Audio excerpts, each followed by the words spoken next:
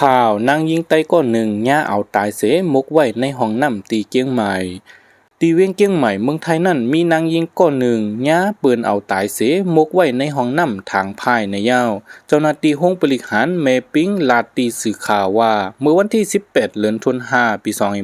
2526ยามหูค่ำไล่ฮู้ว่ามีคนตายไว้ในห้องน้ำตีเฮิรนขาดหลังนึสันผีเสื้อในแลจังกว่ากดทัดด้วยไล่หันนางยิงก้อนหนึ่งอายุหมอก50ปลาย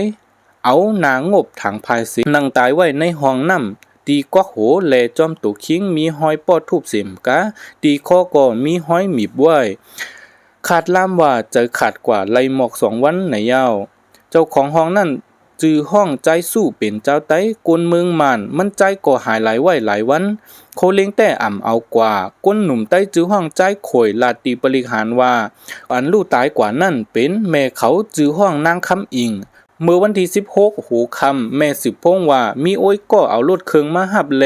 ตีกว่าจอมว่าไหนเสไว้นั่นเย้ากับสืบติดต่ออำไลเมื่อไรหู้ข่าวว่ามีนางยิงใต้ก้นหนึ่งย่าปืนเอาตายในแลจังมาด้วยเสไรหู้ว่าเป็นแม่เ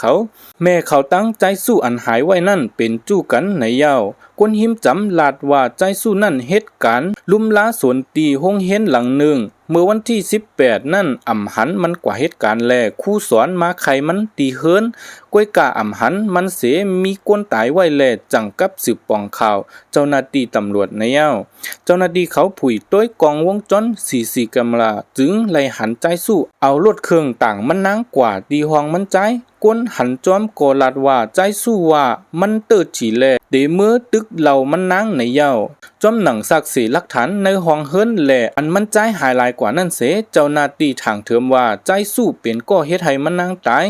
กอบไหนถึงมาวันที่19เดือนธันวาคมปี2526ในย้อนหมายลิกตีลุ่มตลาเสออกหมายตาเตตียอบมันใจกวนหูจักมันใจแต่ลาดว่าใจสู้นั่นอับเตไปเมื่อขึ้นเมืองไตในยาวเอาข้าอิงเอาเขาในกอเขาเอามาตีเงาห่างเสียงใต้เสมาหลุอันใครในพี่น้องเขากว่ามีหนังไหลค่ะอ้อยินจมขอบใจใหญ่นำถึงพี่น้องเขาตีเขามาถ่อมยินแลมาปั่นแห้งข้องข่าวเงาตั้งเขาในกูก็กูก้นตั้งมดตั้งเสียงอยู่ค่ะอ้อเอาค่ะไม่สูงค่ะ